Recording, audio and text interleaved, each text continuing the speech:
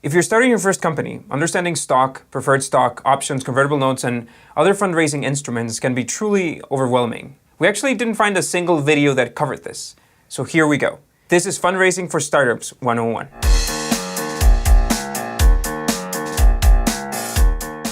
If you're an early stage startup in the tech space, and you're looking for money to grow your company, the official term for that would be raising capital. The most commonly recommended instrument to do so is called a convertible note. However, to understand how those work, we first need to understand how equity or stock works. By the way, if you're lost with any of the fancy words we're about to use, just rewind or check the video description for a glossary. Also, a shout out to our investors at Carao Ventures for validating our legal documents here. Okay, so stock. You're probably semi-familiar with the term stock. Stock is what represents the company ownership, and it's distributed in parts to reflect how much of the company each owner or shareholder possesses. Each shareholder receives a certain number of shares of stock. So the number of shares a person or entity owns in the company, divided by the total number of shares that have been issued, reflects that person's percentage ownership of the business. That ownership is often acquired with a cash investment, but it can also be acquired through other forms of value contributed, like your hard work. The percentage owned normally determines a shareholder's claim on the company's distributed profits. The term used here is dividends, and the voting power on certain key company decisions. But for you to understand better, we're going to use an example of a company we'll call FounderHub. Let's say that FounderHub has two founders who came up with the concept together and have both committed all of their professional time to develop this business. So they'll be equal partners. The co-founders, Walter and Jesse, go ahead and incorporate FounderHub. Startups are usually incorporated with about 1 million shares of stock. Why so many? Because it's complicated to break a share in half, and we'll get to that in a second. So after incorporating, each one of the founders owns 500,000 shares of stock, which represents 50% of the 1 million total. Most startups are incorporated as Delaware C corporations, and they just are. It's a legal structure that is most familiar to investors, it's easy to set up, it's easy to manage, and it's very tax friendly. So let's look at a priced round, raising money for stock. The traditional approach towards raising capital is with what's called a priced round, meaning a round in which both the founders and the investor are able to agree on an accurate valuation for the company. And so the investor gets shares of company stock in return for his investment. Let's imagine that FounderHub starts generating sales. It starts operating and things are going very well. Let's say that they're selling $10,000 a month and subscriptions are growing fast, so they decide to raise money. They calculate a nice round number of, say, $500,000 in an investment that they need to raise to accelerate their business. So they seek out an investor. Remember, companies rarely raise money without traction, and we made a whole video about that, so check it out. So how many shares do they offer an investor in exchange for those $500,000? That question really relates to the business valuation. How much is this business worth? If instead of FounderHub, Walter and Jesse owned, let's say, a car wash, its value would be calculating using a multiplier of their revenue or their profits. It's really their EBITDA, but who has time to explain what that is? If Walter and Jesse are making $10,000 a month, that's $100,000 a year, a traditional business could be worth maybe 1x or 2x this, depending on how profitable they are. This means that an investor could literally buy the whole car wash business for $250,000 or so, excluding the value of the land or the building. However, tech startups are different. Tech startups could have tremendous scale potential and fantastic margins. So it's extremely hard to measure how large and how fast can they grow in revenue and value. A software product or an app, for example, can realistically serve millions of customers around the world with a minimal staff. Think of Uber, who raised $500,000 on their first round and are now worth, well, close to $80 billion. They didn't need to invest billions of dollars on buying a car fleet, for example. So the value of a tech startup is not related directly to their current assets or revenues, but to their upside potential, their capacity to innovate and transform those innovations into value. Some variables to take into account here are, for example, the addressable market size. So how many customers are there for the company to serve, and how much would they be willing to pay for this product or service? Then the technology variable.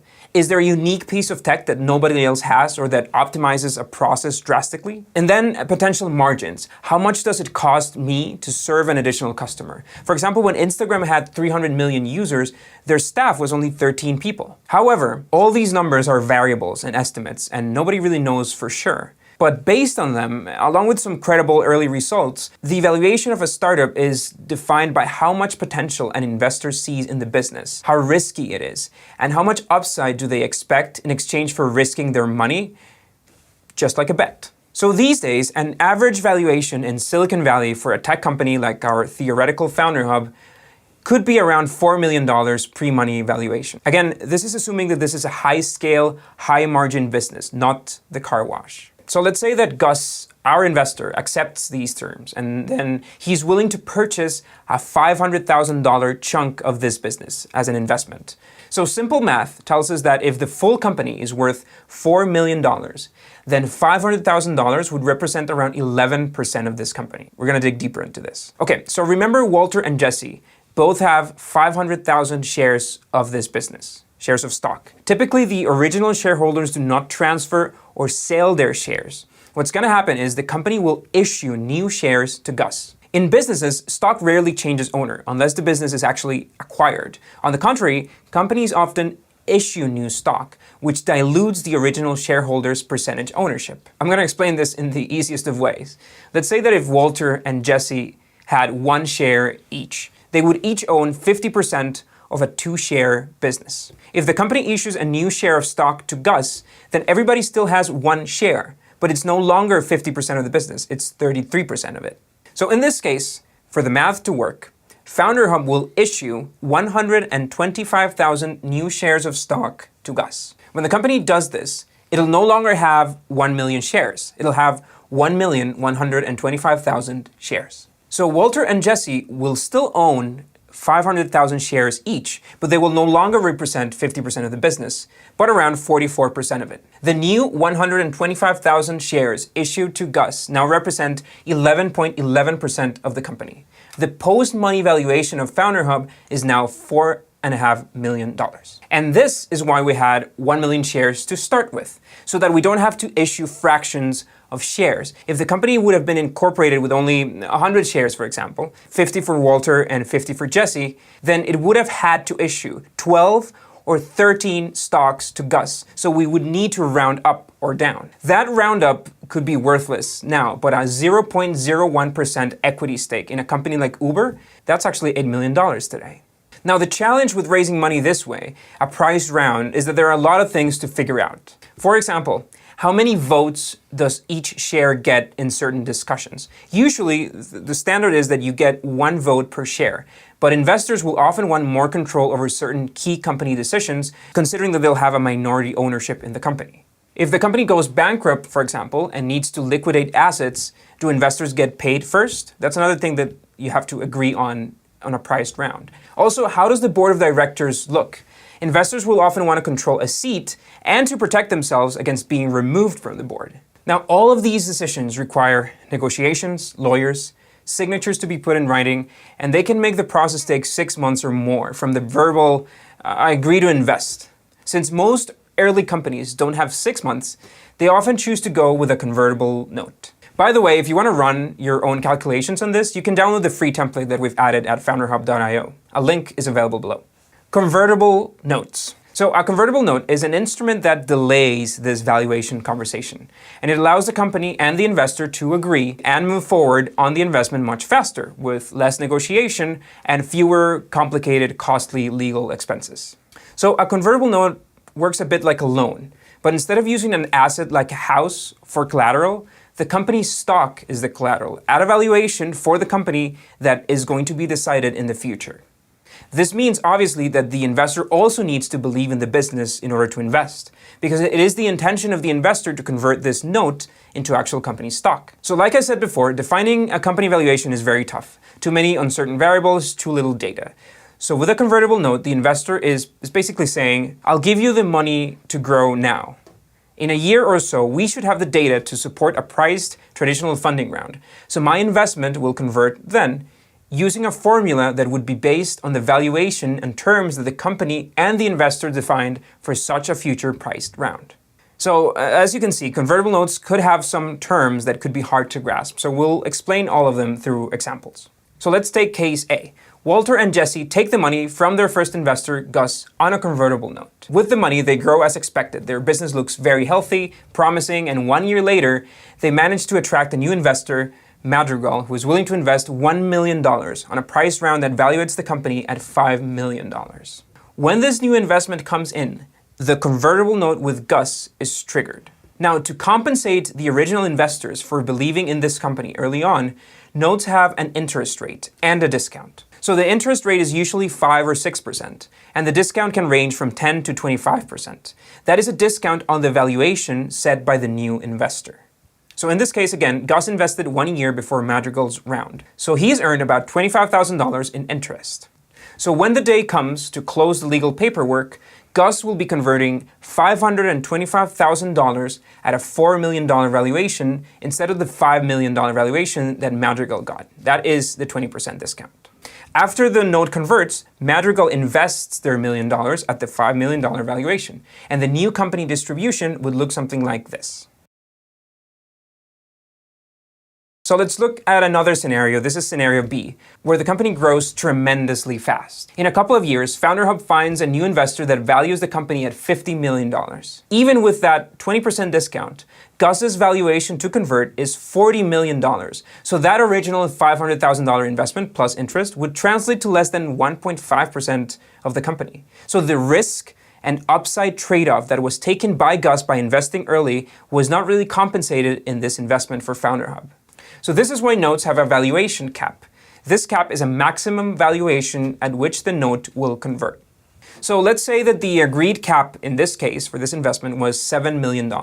So what would happen is that while the new investors will invest on a company valued at $50 million, Gus will convert his note at the cap, resulting in around 6x paper return on Gus's investment, which is not bad at all. And the company would look like this.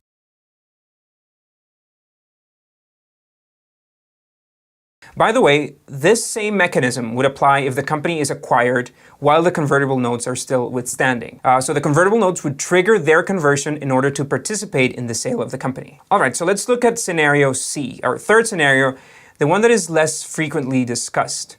What if the company doesn't grow? If the company can't raise any additional rounds of funding? So if the company doesn't manage to show tractions and attract new investors, and in this case, there's a maturity date for the convertible note. This is a date in which convertible note owners can convert their note and interest at the cap that we just discussed, or request a payback from the notes. Investors will probably request a convertible note payback only if the company can really afford it. And maybe they believe that converting at the cap is too expensive a valuation for what the company has become. So if the company can't afford to pay back the notes and the investors execute them, the startup will probably need to file for bankruptcy. The investors will also lose most or all of their money, since the company doesn't have the assets to pay back the notes. So using the same $500,000 example, maybe Walter and Jesse couldn't find a good product market fit, but they're still making, say, $500,000 a year in revenue. So what happens in these cases is that the company and the convertible note investors agree to one of the following. 1, extend the maturity date on the notes and continue accumulating interest. This gives the startup time and a chance to accelerate growth and maybe attract a new round of financing in the near future. Number 2, enter into a repayment schedule in which the company will pay the notes over a predefined period of time. By paying the note in multiple installments instead of just all at once, the company can afford to pay back without going out of business. Okay, so summarizing again, a convertible note is an investment with an interest rate, a cap, and a discount.